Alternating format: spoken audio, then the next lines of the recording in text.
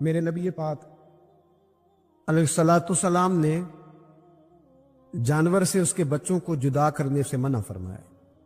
جب تک بچے کو ماں کی ضرورت ہے اسے جدا نہیں کیا جائے گا، جب تک وہ دودھ پیتا ہے اسے جدا نہیں کیا جائے گا، جب تک چڑیا کا بچہ بھی چھوٹا ہے اور اس کی ماں اس کے لیے دانہ لے کے آتی ہے تو اسے ماں سے جدا نہیں کیا جائے گا، اس کی جذبات کا، احساسات کا خیال رکھا جائے گا۔ یہاں تو میرے دیہاتوں کے جو بڑے سمجھدار قسم کے سمجھدار چودھری قسم کے لوگ ہیں، ان کا بھی جب بہو سے اختلاف ہوتا ہے تو کہتے ہیں اس کے بچے رکھ لو، یہ جب خود روئے گی تو لوٹ کے آ جائے گی۔ جس محبوب نے جانور سے اس کے بچے جدا کرنے سے منع کیا، ماں سے بچے جدا کر رہا۔ اور سیانے لوگ اور کچھ میکے بھی ایسے ہیں، میکے بھی وہ کہتے ہیں بیٹے تو آجا اور بچے واپس کر دے، اس لیے کہ بھئی ہمارا نہیں ان سے نظام چلے گا، بچے ان کے ہیں تو ان کو دے۔ کتنا ظلم ہے۔ سیانہ انسان ہو کے یہ بات کر رہا ہے، سمجھدار ہو کے، عقل مند ہو کے، ذی شعور ہو کے، دعویٰ ہے اس کی بزرگی کا۔ نبی رحمت علیہ السلام کی غلام حضرت ابو ہریرہ رضی اللہ تعالیٰ عنہ فرماتے ہیں، مشکات میں موجود ہے، فرمایا کہ چڑیا آئی اور آ کے میرے نبی کے کندھوں پہ بیٹھ گئی۔ جانے اس چڑیا نے کیا کہا کہ محبوب کی آنکھوں میں آنسو آ گئے۔ حضور روئے اور فٹافٹ حضور اٹھے، فرمایا کون اس کے بچے اٹھا کے لایا ہے؟ کس نے اس کے بچے اٹھائے؟ کون ہے؟ جلدی بتاؤ۔ حضرت ابو ہریرہ کہتے ہیں کہ صحابی ہے کہ یا رسول اللہ مجھے ذرا پسند آ گئے تھے تو میں اٹھا لایا ہوں۔ حضور نے فرمایا اسے واپس کر دے، ورنہ یہ ایک میری بارگاہ میں شکایت کر رہی ہے تو قیامت میں بھی تیری شکایت کرے، اور جا وہیں رکھ کے آ جہاں سے تو اٹھا کر کے لایا تھا۔ میرے دوستو، دین اتنے اعلیٰ حقوق بیان کرے جانوروں کے اور انسان اس سے آگے بڑھ کے انسانوں کے ساتھ سلوک کرے۔ اور یہ بھی یاد رکھ لے کہ شکار ضرورت کے لیے کھیلنا جائز ہے، شوق کے لیے کھیلنا جائز نہیں ہے۔ آپ شوق کے لیے جانور مار کے گھر آ گئے، شوق کے لیے جانور مارا اور گھر آ گئے۔ معاذ اللہ تعالیٰ ایسے بھی شہزادے ہیں سیاستدانوں کے، سیٹھوں کے، نوابوں کے، جو کہتے ہیں کہ ابھی وہ کوئی کھانے کے لیے تھوڑی شکار کر رہا ہے، وہ تو نشانہ پکا کر رہا ہے اپنا۔ معاذ اللہ، نشانہ سمجھ کے جانور کو مارا جائے گا۔ اور یہاں تک باتیں سننے میں ملتی ہیں کہ جانور باندھا جاتا ہے، اس پہ نشانہ کیا جاتا ہے۔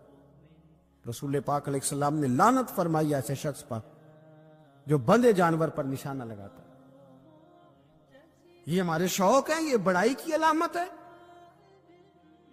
چار پیسے آیا تو لوگوں نے یہ شوق پال لیے، اور بے دریغ جانوروں پر لوگ بندوقیں اٹھائے گھومتے ہیں۔ حضرت محی الدین ابن عربی کہا کرتے ہیں کہ جس کو پورا ہفتہ ہو گیا نا، وہ طریقت کا مسافر بھی۔ جاگ رہے ہیں آپ حضرات؟ کہتے تھے جس کو پورا ہفتہ ہو گیا نا، طریقت کا مسافر بھی ہے، پر اللہ رسول کی یاد میں رویا نہیں۔ فرماتے تھے مجھے تو اس کے ایمان پر شک ہونے لگ گیا کہ 8 دن ہو گئے، اسے خیال ہی نہیں آیا۔ حضرت عمر میدان میں جس شخص کے کبھی پاؤں نہیں لڑکھڑائے، اللہ رسول کی بات آتی تھی تو دریا بہتے تھے آنسو۔ یہاں حال ہی کوئی نہیں، خشک جملے اور جناب موٹے موٹے تراشے ہوئے فکرے اور لفظوں کی ہیرا پھیری، اس کے علاوہ کوئی چیز نظر ہی نہیں آتی۔ حضرت عمر رونے لگے، آخری وقت ہے، تڑپ رہے ہیں، آنسو بہہ رہے۔ حضرت عبداللہ ابن مسعود آ گئے، انہوں نے کہا عمر تیری ہجرت بھی بڑی باکمال تھی، تیرا اسلام قبول کرنا بھی بڑا ہی باکمال تھا، حضور بھی تجھ سے ہمیشہ راضی رہے۔ عمر تو روتا کیوں ہے یار؟ بات تو یہ ہے کہ جب تو نے خلافت سنبھالی تو پھر تیرے طریقے بھی باکمال ہی تھے، اور جب تو میدان میں اترتا تو پھر بھی تیرے معاملات باکمال تھے، اور جب تو مال غنیمت بانٹتا تھا پھر بھی تو باکمال۔ یار ہر موقع پہ تو باکمال تھا تو جاتے دفعہ روتا کیوں ہے؟ ان کا استغفار دیکھو، ان کی توبہ دیکھو۔ حضرت عمر پھر رو پڑے، کہنے لگے عبداللہ لوگوں کو میری نیکیوں کا پتہ ہے، گناہوں کا تو نہیں نا پتہ۔ وہ تو میں جانتا ہوں یا میرا مالک جانتا ہے نا، نیکیاں تو سب کے سامنے، پر من آنم کے من دانم، جو اندر چھپے ہوئے گناہوں کے ڈھیر ہے وہ تو میں جانتا ہوں۔ تو نے میرے کلمہ پڑھنے سے لے کر میری حکومت تک میری ساری نیکیاں گنوائی ہیں، اب دعا کر میرے لیے کہ رب میری نیکیاں اور بدیاں برابر برابر کر دے، مجھے درجہ نہیں چاہیے، بس اللہ مجھے معاف کر دے۔ درجوں کی ضرورت نہیں ہے۔ یہاں تو لوگ درجات لے کے بیٹھے۔ حافظ کہتا ہے کہ میں جتنے آیتیں ہوگی اتنے میرے درجے بلند ہوں گے۔ پہلے درجوں والا کام تو کوئی کرنا۔ مولانا کہتے ہیں کہ نور کے ممبر پہ بیٹھوں گا، بھائی پہلے بتا نور کے ممبر کی طرف تیرا سفر بھی جاری ہے کہ نہیں؟ تاجر کہتا ہے کہ میں سخاوت کروں گا تو حضرت عثمان کے ساتھ جگہ ملے گی، پر حضرت عثمان کی سخاوت اور اپنی سخاوت کا فرق بھی دیکھ۔ مجاہد کہتا ہے کہ میں نبی پاک کے جہاد والے صحابہ کی پشت پہ رہوں گا تو پہلے اپنے کام تو دیکھ۔ اور جب ساری باتیں سمجھ میں نہ آئے تو پھر اللہ کی بارگاہ میں استغفار کر، پھر بیٹھ۔ بڑے لوگ استغفار کرتے، معافی چاہتے، اور یہ استغفار پھر اتنا کرم کرتا، اتنی آسانی کرتا، اس قدر بہتری کرتا کہ وہ مانگ تو اپنے گناہوں کی معافی رہے ہوتے تھے اور اللہ رحمتوں کے دروازے کھول دیتا تھا۔ اللہ ان پر کرم کے، ایک ہوتا ہے خوف، ایک ہوتی ہے خشیت۔ خوف والے لوگ توبہ کرتے ہیں، خشیت والے استغفار کرتے ہیں۔ ایک ہوتا ہے خوف، ایک ہوتی ہے خشیت والے استغفار کرتے۔ نبی کریم علیہ السلام نے فرمایا میں دن میں 100 مرتبہ استغفار کرتا۔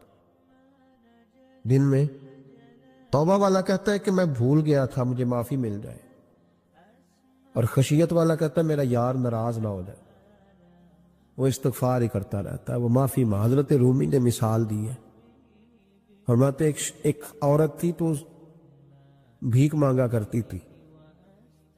ایک دن بادشاہ کے دروازے پہ بھیک مانگنے گئی تو بادشاہ کو پسند آ گئی، اس نے نکاح کر لیا۔ 20 کنیزائیں اس بی بی کے پاس تھی خدمت کرنے کے لیے، روٹی دینے کے لیے، کپڑا دینے کے لیے، لیکن وہ ہر وقت روتی رہتی تھی، ہر وقت روتی۔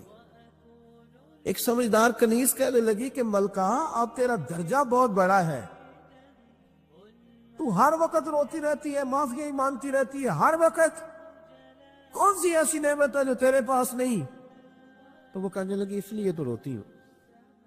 تو کیا مانا؟ کہنے لگی اس لیے روتی ہوں کہ میں اس قابل نہیں تھی جو مجھے مل گیا، کہیں میرے سر کا سائیں ناراض نہ ہو جائے، وہ کہیں بگڑ نہ جائے، مجھے پتا ہے کہ میں کیا تھی اور مجھے کہاں تک پہنچا دیا، میں روتی اس لیے ہوں کہ کبھی کہیں وہ ناراض۔ حضرت عمر اس لیے روتے تھے کہ کہیں مصطفیٰ ناراض نہ ہو جائے، حضرت ابو بکر اس لیے تڑپتے تھے کہ کہیں اللہ کا فضل روٹھ نہ جائے۔ یہ جو مولا علی اپنے کمرے میں بیٹھ کے زور زور سے استغفار پڑھتے، تو اس لیے نہیں کہ بڑے پاپ تھے جن کی معاذ اللہ معافی مانگتے تھے، اس لیے کہ رب رسول کہیں ناراض نہ ہو۔ خشیت تھی کہ جہاں ہم پہنچے ہوئے کہیں وہاں سے واپس۔ استغفار بندے کی اللہ سے صلح کرا دیتا ہے، بندے کی رب سے صلح ہو جاتی ہے جب استغفار۔ دیکھیں نا، بڑی سادی سی بات ہے کہ دو بھائی ناراض ہو تو بڑا کہتا ہے اس نے میری بے ادبی بڑی کی، تو چھوٹا اگر پاس آ جائے اور پیر پکڑ لے کہ چل یار معاف کر دے، تیرا بھائی نہیں۔ پتہ کیا ہوتا ہے؟ صرف معافی نہیں ملتی، ہاں صرف معافی نہیں، چھوٹے نے بے ادبی کر دی، بڑے کو تکلیف ہوئی، بات جب آگے بڑھی نا تو بڑے نے شکوہ کیا۔ جب لوگوں نے چھوٹے کو سمجھایا تو چھوٹا جب معافی مانگتا، ادھر دیکھو میری طرف، جب چھوٹا معافی مانگتا ہے نا اٹھ کے جاتا ہے، اور بڑے کے پیر پکڑتا تو نرا معاف نہیں کرتا، بڑا رو بھی پڑتا ہے، بڑا رو بھی پڑتا ہے، اور وہ کہتا ہے کہ وہ میں اور تم اماں کے پاس اکٹھے بیٹھتے، ایک باپ کی موٹر سائیکل پہ اکٹھے بیٹھتے، تو تیرا اور میرا رشتہ یار تو نے یہ کیوں؟ وہ جو آنسو نکلتے ہیں نا، وہ درد ہوتا ہے، وہ کیف ہوتا ہے، وہ سوز ہوتا ہے، وہ لذت ہوتی ہے، وہ پیار ہوتا ہے۔ رب کہتا ہے تو معافی مان، انہو کان غفارا، تو معافی مانگ، میں تجھے معاف بھی کروں گا، تیرے اوپر رحمت بھی فرماؤں گا، تیرے اوپر کرم نوازی بھی کروں گا، تجھے نواز دوں گا، تجھے عطا کروں گا۔ حضرت موسیٰ کلیم اللہ علیہ السلام کا زمانہ مبارکہ تھا، قحط پڑ گیا، بارش نہیں ہوتی۔ ہم لوگ نا اب تو خیر ہمارے پاکستان میں تو ٹیبل ٹاک ہوتی ہے، ٹاک شو ہوتے ہیں ہمارے یہاں، تو پتہ کیا جاتا ہے کہ بارش ہو کیوں نہیں رہی، پر اس پہ یہ ہوتا ہے کہ دھواں بڑا چڑھ گیا ہے، حالات بڑے خراب ہے، فلاں ایسے ہو گیا، قحط کا ہم تو اسباب تلاش کرتے رہتے ہیں نا جی، فوگ بہت زیادہ ہے، فلاں چیز ایسے ہے، فلاں چیز ایسے، ہم تو یہ تلاش کرتے رہتے ہیں۔ وہ لوگ یوں نہیں کرتے تھے، وہ سیدھے جا کے مصلوں پہ بیٹھتے تھے، اس لیے کہ وہ کہتے تھے جب رب چاہتا ہے تو پھر کوئی چیز کسی چیز کو روک سکتی، وہ سیدھے مصلے پہ بیٹھتے۔ اعلیٰ حضرت فاضل بریلوی رحمۃ اللہ علیہ کے پاس ایک مولانا محمد حسین آئے، وہ فلکیات کے بڑے ماہر تھے، تو اعلیٰ حضرت نے فرمایا ذرا ستاروں کا حساب لگا کے دکھاؤ بارش کب ہوگی، کہنے لگا پورا مہینہ تو نہیں ہوگی۔ تو اعلیٰ حضرت رحمۃ اللہ علیہ فرمانے لگے کہو کہ میرا علم کہتا ہے مہینہ نہیں ہوگی، اللہ چاہے تو ابھی ہو سکتی ہے۔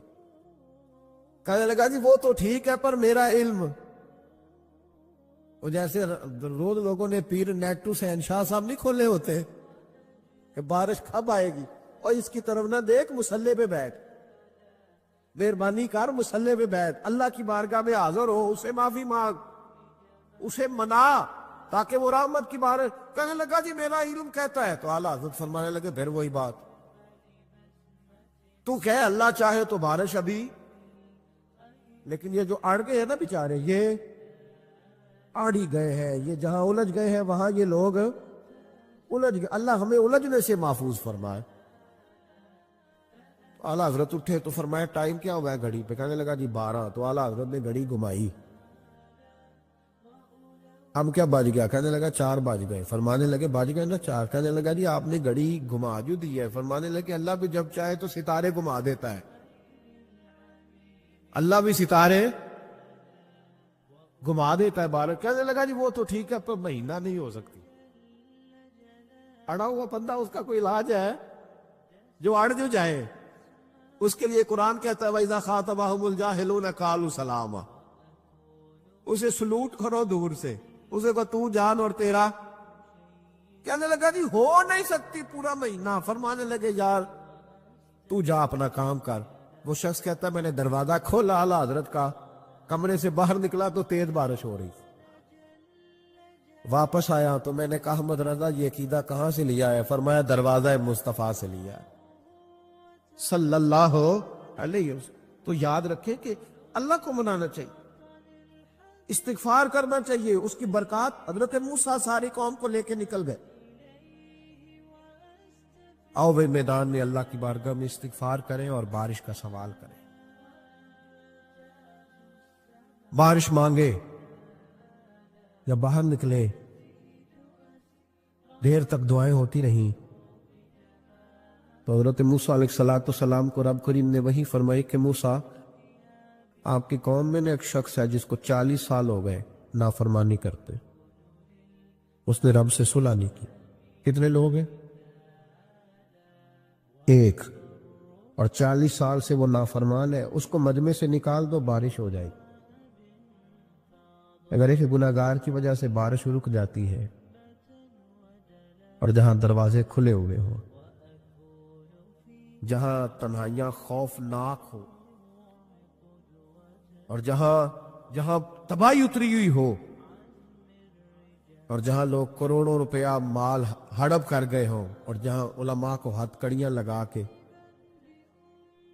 ٹھنڈی زمینوں پہ لٹا دیا جائے اور قوم کہہ رہی ہو اچھا ہوا اچھا ہوا، اور لوگ پھبتیاں اڑا رہے ہو، مذاق کر رہے ہو، تو پھر اس قوم پہ کس طرح کر کے فضل الہی۔ اور یہ مولوی کا معاملہ نہیں، یہ تو ممبر رسول کا معاملہ ہے۔ میرے مصطفیٰ نے یہ نہیں کہا پیر میرا وارث ہے، حضور نے فرمایا عالم میرے دین کے وارث ہے۔ ہاں حضور نے فرمایا جس نے عالم کے چہرے کا دیدار کیا سمجھے میں نے اپنے نبی کی زیارت کی ہے۔ لیکن یہاں تو خیر یہ عنوان نہیں، ورنہ میں اس پر جاتا۔ ہائے، تو کہا ایک بندہ ہے 40 سال سے اللہ کی نافرمانی کر رہا، وہ اگر نکل جائے تو بارش ہو جائے گی۔ حضرت موسیٰ نے اعلان کر دیا بھی ایک شخص ہے، وہ اگر نکل جائے تو بارش ہو جائے گی۔ پتہ تو ہوتا ہے نا سب کو، مجھے بھی پتہ ہے کہ میں اندر سے کیسا ہوں، اور آپ کو بھی خبر تو ہوتی ہے نا جی، جب بات ہو رہی ہوتی ہے تو پھر پتہ تو چلتا ہے نا کہ بات کہاں جا کے سیٹ ہو رہی ہے، پتہ چلتا ہے نا، اسے بھی چل گیا پتہ اب اندر ہی اندر رونے لگا. اور دیکھو امام رازی اور امام غزالی دونوں نے لکھا ہے کہ اس درد سے رویا، اس درد سے کہ ادھر والے کو بھی پتہ نہ چل جائے، مجمع کے اندر کھڑا ہے اور ادھر والے کو بھی استغفار، دیکھو ادھر والے کو بھی پتہ نہ چل جائے اور ادھر والے کو بھی کہیں ہجوم میں غم میں بھی توہین میں ضبط غم نہ ہوئی. ہم اس احتیاط سے روئے کہ آنکھ نم نہ ہوئی. ہجوم میں غم میں بھی توہین میں ضبط غم نہ ہوئی. ہم اس احتیاط سے روئے کہ آنکھ نم نہ ہوئی. روئے بھی پر کسی کو آنسو نہیں دیکھنے دیے. اب اس درد سے کہتا ہے اللہ تو معاف کرنے والا ہے نا، تو معاف کرتا ہے، پردہ پوشی کرتا ہے. اور مالک اگر لوگوں کو پتہ چل گیا تو میرے تو بچوں کا بھی جینا حرام کر دے. یا اللہ میری تو آنے والی نسل بھی تڑپ کے وقت گزارے گی. مالک تو معاف کر دیا کرتا ہے، لوگ نہیں معاف کرتے. اے اللہ یہ میری خوبیاں بھول جائیں گے، میری خامیوں پر بات. مالک میں یہ ذلت نہیں برداشت کر سکتا، فضل فرما. حضرت موسیٰ نے دوبارہ اعلان کیا، نکلتے ہو کہ نہیں نکلتے؟ پھر تڑپا، خداوندا مجھے بے آبرو نہ کر. یہ ذلت اور رسوائیاں یہ نہیں برداشت ہوتی. اللہ درگزر حضرت موسیٰ نے تیسرا اعلان کیا، نکلتا ہے یا میں پھر اس کا نام لوں؟ اللہ سے پوچھ کے نام لوں اس کا، بتاؤ کون ہے؟ اب تو تڑپ گیا، کہنے لگا مالک میں تیری بارگاہ میں استغفار کرتا ہوں، آئندہ نہیں کرتا، آئندہ نہیں کرتا. یہ لفظ ادا کیے، بندہ کوئی بھی نہیں نکلا. رب کریم نے بارش عطا کر دی، تیز بارش. جب برسی نا تیز بارش، لوگ تو مین دیکھ کے دوڑ گئے. تو حضرت موسیٰ کہنے لگے یا اللہ مجھے بھی تو بتا، تو نے کہا تھا کہ جب تک بندہ نہیں نکلتا بارش نہیں ہوگی. تو نکلا کوئی بھی نہیں، بارش ہو گئی، ماجرا کیا ہے؟ تو رب کریم نے فرمایا موسیٰ بس اس نے مجھ سے صلح کر لی، اس نے مجھ سے صلح کر لی. اور امام غزالی نے لفظ لکھے، حضرت موسیٰ نے پوچھا، حالانکہ اللہ اپنے نبیوں کو غیب کے خزانے دیتا ہے، پوچھا کہ اللہ مجھے اس کا نام بتا دے. تو رب کریم نے فرمایا موسیٰ جب گناہگار تھا تب نہیں کسی کو بتایا، جب پاپی تھا تب نہیں بتایا، جب مجرم تھا تب نہیں بتایا، اب کیسے بتا دوں؟ فرمایا اس کی میری صلح ہو گئی ہے. اور فرمایا جو بارش نہیں نہ ہو رہی تھی وہ بھی اس کی وجہ سے نہیں ہو رہی تھی، اب جو ہوئی ہے نا تو یہ بھی اسی کی وجہ سے ہوئی ہے. یہ بارش اب جو ہوئی ہے تو یہ بھی یہ اس گناہگار کے سبب سے. اپنی راتیں اللہ کے ساتھ گزارے، مصلی پہ بیٹھے. میرے صاحب رحمۃ اللہ علیہ سے جب کو کہتا نا کہ بڑا پریشان ہوں تو کچھ بتائیں، تو فرماتے آج رات مصلی پہ بیٹھ کے اپنے رب سے بات کرنا، میں بھی بات کروں گا. بندوں کو دکھ بتانے سے عزت میں کمی آتی ہے، اور اگر اللہ کو بندہ اپنے دکھ بتائے تو اللہ عزتیں بڑھا دیتا ہے. ترمذی شریف کی حدیث ہے، نبی پاک علیہ السلام نے فرمایا اگر تو دنیا داروں کو دکھ بتائے گا تو اللہ تجھے غنی نہیں کرے گا، اور اگر تو اپنے رب کو بتائے گا تو اللہ بڑی جلدی تجھے دنیا سے بے نیاز کر دے. تجھے لوگوں کی ضرورت نہیں رہے گی. استغفار کریں، کثرت سے کریں، ذوق سے کریں، مصلی آباد رکھیں. ہر شے دیکھو نا، جس طرح کھانے کی میز آباد رہتی ہے، بستر آباد رہتا ہے، ہمارے دیگر معاملات، اگر مصلی نہ آباد رہے تو روح بے چین رہتی، طبیعت بے قرار رہتی. انسان میں نے دیکھا ہے بڑے بڑے سمجھدار لوگ پاگلوں جیسے زندگی گزار رہے ہیں، بولتے جا رہے ہیں، بولتے جا رہے ہیں، بولتے جا رہے ہیں. ایسے کسی کو کوئی خبر کہ 6 فون اٹھائے ہوئے ہیں، ایسے جیسے ڈسٹرب ہو گئے مینٹلی طور پر. وجہ کیا ہے کہ ان سے جان نہیں چھڑاتے. کبھی سارے موبائل بند کر کے نا، سارے بچے ہر چیز سائیڈ پہ کر کے مصلی پہ بھی آنا چاہیے. اور مالک تو بڑا ہی قریب ہے، اللہ تو بڑے ہی کنز المال کی حدیث سنا کے بعد سمیٹتا ہوں.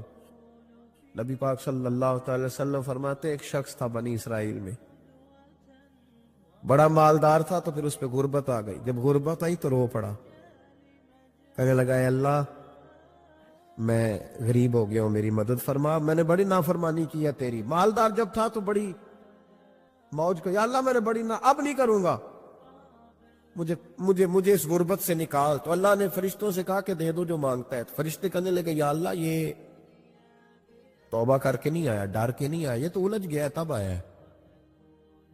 یہ تجھ سے ڈر کے ہوتا ہے نا ایسے کہ لوگ اللہ سے نہیں ڈرتے جتنا غربتوں سے معاذ اللہ ڈرتے. یا اللہ یہ تو وہ الجھ گیا تب ہے, تو اللہ نے فرمایا پتہ مجھے بھی ہے, لیکن آ تو گیا ہے نا, چلو دے دو.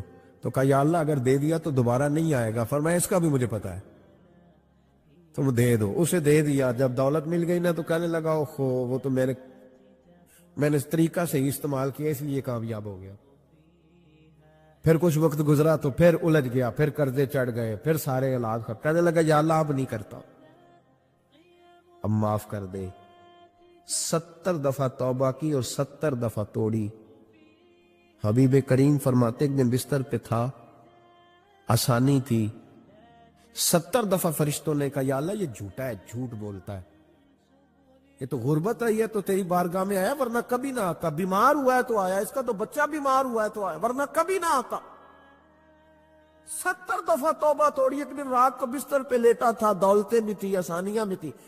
دل میں خیال آیا میں کتنا جھوٹا ہوں, جب الجھ جاتا ہوں تو اس کے دروازے پہ جاتا ہوں اور وہ کتنا قریب ہے, مجھے خالی نہیں لوٹاتا. تڑپ اٹھا, آنسو نکل گئے, اٹھ کے مصلے پہ کھڑا ہوا تو رب کریم نے فرشتوں سے فرمایا کھول کے دیکھو دروازے, آج یہ غربت کی وجہ سے نہیں آیا, آج میرا بن کے آیا ہے. تو یا اللہ پہلے تو دولت دیتا تھا, آج کیا دے گا؟ تو محبوب فرماتے اللہ فرماتے ہم نے اسے بغیر حساب کتاب جنت عطا کرو گا. ایک حدیث نہ پڑھ لو مسلم شریف سے, بخاری سے ایک حدیث نہ پڑھ لو تاکہ یہ بات مضبوط ہو جائے. حضرت ابو طلحہ رضی اللہ تعالی, بیٹا شدید بیمار, مزدور آدمی تھے, کئی دنوں سے گھر تھے. بیوی کہنے لگی اگر آپ گھر میں بیٹھے رہیں گے تو کھائیں گے کہاں سے, جاؤ آپ مزدوری کرو, میں بیٹے کو دیکھتی ہوں. ابو طلحہ مزدوری کرنے چلے گئے.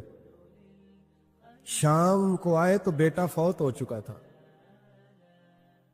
عورتیں بے حوصلہ ہوتی ہے نا اکثر, پر بیوی نے سفید کپڑا ڈال کے کمرے میں رکھ دیا.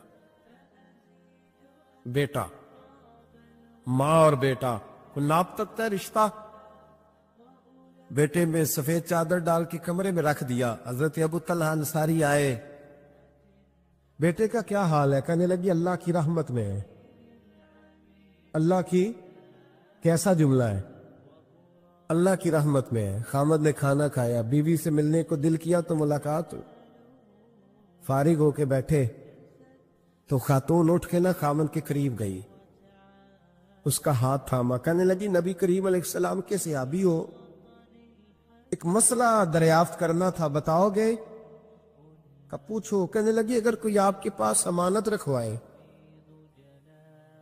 اور پھر اپنی امانت واپس مانگے تو کیا کرو گے؟ حضرت ابو طلحہ کہنے لگے پوچھنے والی کیا بات ہے, جس کی امانت ہے واپس کر دیں گے. اب زوجہ روئی, اب صبر والی بی بی روئی, اب ماں روئی, آنسو ٹپکے, آنچل سے پوچھ کے کہنے لگی ابو طلحہ وہ بیٹا بھی اللہ کی امانت تھا اور رب اپنی امانت لے گیا ہے, اٹھو غسل کفن کا بندوبست کرو. حضرت ابو طلحہ اٹھے, ہامتے کامتے ہاتھوں سے غسل کفن دیا, مسجد نبوی میں پہنچے, محبوب کی بارگاہ میں عرض کیا تو رسول کریم فرمانے لگے تیرے اور تیری بیوی کے عمل سے اللہ بھی بڑا راضی ہے, اللہ کے رسول بھی بڑے راضی, اور اللہ تجھے برکت عطا کرے گا. صحابہ کہتے ہیں پھر اللہ نے انہیں 9 بیٹے عطا فرمائے.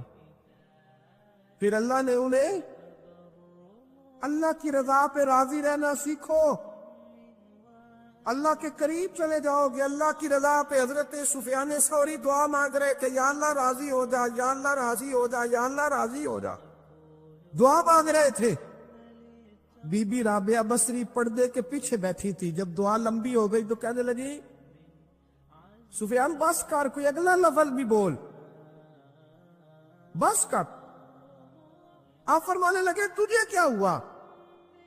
تو کہنے لگی تو کب سے کہہ رہا یا اللہ راضی ہو جا, یا اللہ راضی ہو جا, پہلے اپنے دل پہ ہاتھ رکھ کے بتا تو اللہ سے راضی ہے؟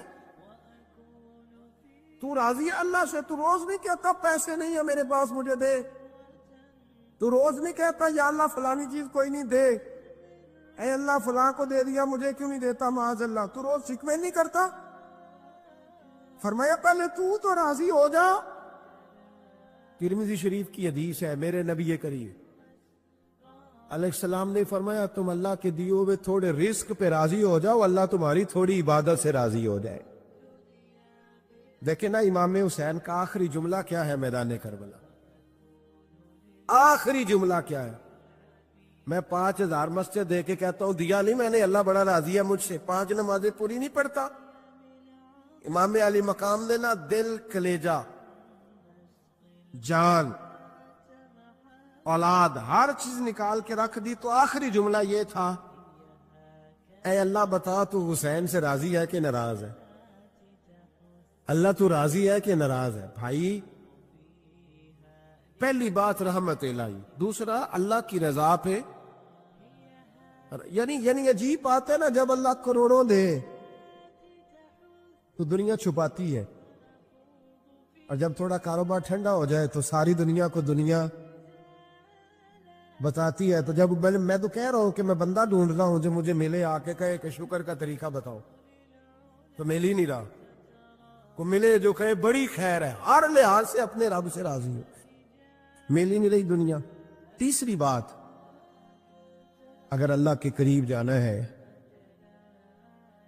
یہ ان لوگوں کے لیے جو معرفت الہی کے متلاشی ہیں وہ خاص توجہ کریں۔ اگر رب کریم کے قریب جانا ہے تو پھر ایک ذہن بنائے کہ میرا رب میرے ساتھ ہے،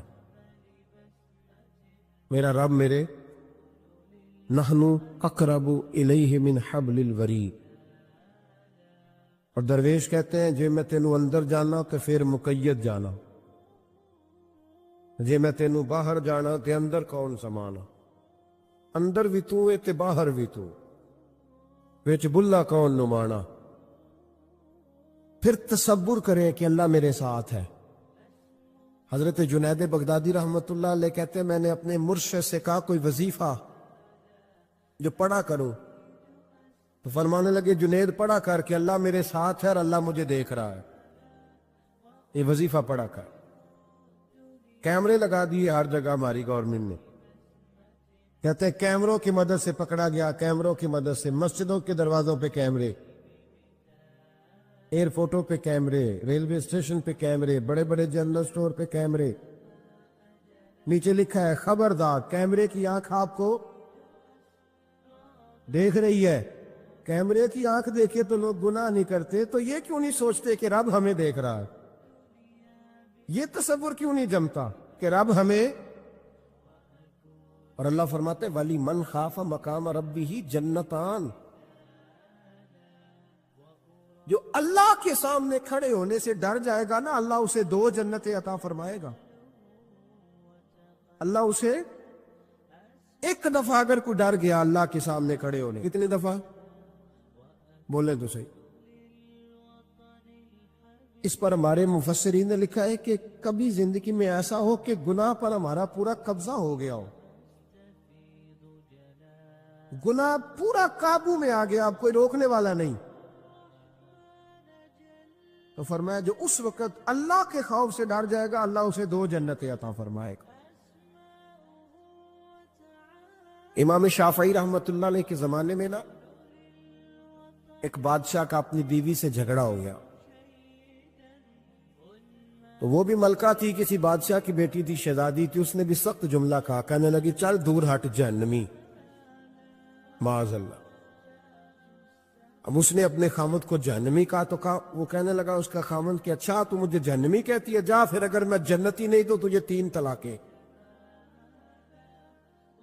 اب کیسے ثابت ہو کہ جنتی ہے کہ جہنمی ہے؟ کیسے پتا چلے گا؟ علماء سے پوچھا تو وہ کہنے لگے ہم کیسے بتائے گا، کون ڈگری دے کہ تو جنتی ہے کہ جہنمی ہے؟ بات دور نکل گئی، امام شافعی کے پاس گیا، وہ رسوخ رکھتے ہیں علم فقہ کا، ان کے پاس گیا، جا کے کہنے لگا حضور یہ مسئلہ ہے۔ امام صاحب فرمانے لگے اکیلے میں مجھے ملتے ہو؟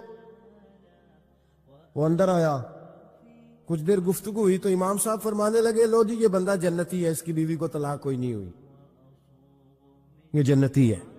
آپ کو پتہ ہے لوگ فتویٰ جلدی دے دیتے ہیں، کچھ لوگ خلاف تقریریں کرنے لگے کہ بادشاہ تھا تو امام صاحب نے بچا لیا ہے۔ کیسے؟ آپ نے ڈگری دے دی کہ جنتی ہے جی۔ تو امام صاحب کہنے لگے تم بحث نہ کرتے تو میں بات پردے میں رہنے دیتا۔ سنو، میں نے بادشاہ کو تنہائی میں بلا کے پوچھا ہے کہ کبھی اللہ سے بھی ڈرے ہو؟ صرف اس لیے کہ اس وقت اللہ دیکھ رہا ہے۔ یہ نیت کبھی بندوں سے ڈر کے تو بندے بڑے گناہ نہیں نہ کرتے، کبھی اللہ سے ڈر کے بھی چھوڑا ہے۔ تو بادشاہ کہنے لگا بالکل چھوڑا ہے۔ میری ایک کنیز تھی بڑی خوبصورت، غریب گھر کی ملازمہ، غریب گھرانے کی تھی۔ ایک دن میں آیا تو میرے کمرے میں صفائی کر رہی تھی، معاذ اللہ میرا اس پہ دل آ گیا، میں نے دروازہ بند کر لیا۔ دنیا کی کوئی طاقت نہیں تھی، میرا اپنا محل تھا، مجھے کچھ دیکھ بھی لیتا تو کسی میں جرت نہیں تھی مجھے منع کرنے، اور میں چونکہ حکمران تھا اور مطلق العنان تھا، کوئی شکایت بھی نہ کرتا۔ لیکن جب میں نے اس کی طرف ہاتھ بڑھایا تو اس نے ایک ہی لفظ کہا، کہنے لگی تو اللہ سے نہیں ڈرتا؟ تو اللہ سے نہیں ڈرتا؟ کہنے لگا کوئی نہیں تھا امام صاحب مجھے منع کرنے والا، کوئی نہیں تھا۔ لیکن جب اس نے کہا تو اللہ سے نہیں ڈرتا تو میں کانپنے لگا۔ میں نے اس سے معافی مانگی، غریب ملازمہ سے میں نے بادشاہ ہو کے معافی مانگی۔ میں نے معافی مانگی، پھر میں نے دروازہ کھولا، کہتے وہ چلی گئی۔ امام صاحب کہنے لگے اٹھ میرے سینے سے لگ۔ کہا حضور کیا ہوا؟ فرمایا جو تنہائی میں اکیلے میں ایک دفعہ بھی رب سے ڈر جائے اللہ اسے 2 جنتیں عطا فرمائے گا۔ تو جنتی ہے اس لیے کہ تو یار کبھی تو ایسا ہو بھولا گاہک ہمارے قبضے میں آ گیا ہو، ہم اپنا پورا اس پر تسلط رکھتے ہو پر ہم اللہ سے ڈر جائیں۔ کبھی ایسا ہو کہ کروڑوں روپیہ ہمارے تسلط میں، ہم چاہیں تو جتنا مرضی استعمال کریں لیکن ہم اللہ سے ڈر جائیں۔ حضرت عمر کا زمانہ تھا، ایک نوجوان صحابی کا بیٹا مسجد جایا کرتا تھا، بڑا نیک تھا۔ ایک عورت اس کو اپنی طرف بلانے لگی، لبھانے لگی، نوجوان تھا۔ ایک دن دل آ ہی گیا بی بی پہ، عشاء کی نماز پڑھ کے اس کے گھر کی طرف جا رہا تھا کہ کسی قاری صاحب نے آیت پڑھ دی، وَلِمَنْ من خاف مقام ربہ جنتا، جو اللہ کے سامنے کھڑے ہونے سے ڈرے گا رب 2 جنتیں عطا کرے۔ یہ آیت کیا سنی کہ نوجوان بے ہوش ہو کے گرا۔ کسی نے باپ کو خبر دی کہ تیرا بیٹا بے ہوش ہے، باپ گھر لائے، بالوں میں ہاتھ پھیرا، بیٹے کیا ہوا؟ اس نے آنکھیں کھول کے کہا ابا جی میں نے گناہ کیا نہیں، لیکن میرا قبضہ پورا ہو گیا تھا گناہ پہ، وہ بالکل راضی تھی، میں چاہتا تو میں گناہ کر لیتا لیکن میں اللہ سے ڈر گیا۔ کیا واقعی رب مجھے 2 جنتیں دے گا؟ تو باپ نے ماتھا چوما، کا بیٹا اللہ کے وعدے بڑے ہی سچے ہیں، بڑے سچے ہیں، تو یہ تصور کر کے اللہ مجھے دیکھ رہا ہے، پھر ڈر جا، واقعی 2 جنتیں دے گا۔ اس نوجوان نے چیخ ماری اور روح ہی پرواز کر دی۔ رات کو جنازہ پڑا، دفن کر دیا، صبح حضرت عمر آئے، فرمایا اتنا نیک نوجوان تھا تو مجھے کیوں نہیں بتایا؟ میں اس کے غسل میں شریک ہوتا، کفن میں شریک ہوتا، میں جنازہ پڑھاتا، حضور بس رات دیر ہو گئی دفن کر دیا۔ امام سیوطی نے لکھا، ابن کثیر نے لکھا، ابن عساکر نے لکھا، حضرت جناب عمر فاروق فرمانے لگے مجھے بتاؤ تو صحیح اس کی قبر کہاں ہے؟ نیک ہو کوئی بندہ تو قبر پہ جانا چاہیے، فرمایا بتاؤ قبر کہاں ہے؟ حضرت عمر کو قبر پہ لے گئے تو سیدنا فاروق اعظم قبر پر کھڑے ہو کے فرمانے لگے نوجوان مجھے امید ہے اللہ نے تجھے 2 جنتیں دی ہوگی۔ حضرت عمر کہتے ہیں مجھے اللہ کی قسم قبر کے اندر سے بول پڑا، کامے پیرونا دے باہو قبر جنا دی جیوے، قبر کے اندر سے بول پڑا، کہنے لگا عمر امید والی بات نہیں، میرے رب کے وعدے بڑے سچے ہیں، اس نے واقعی مجھے 2 جنتیں عطا فرمائی، اس نے واقعی 2 جنتیں دی ہیں۔ کبھی کوئی کام تو ایسا ہو جو صرف اللہ سے ڈر کے چھوڑا جائے، پھر اس کا قرب پانا آسان ہو جائے گا۔ اللہ سمجھنے کی توفیق عطا فرمائے۔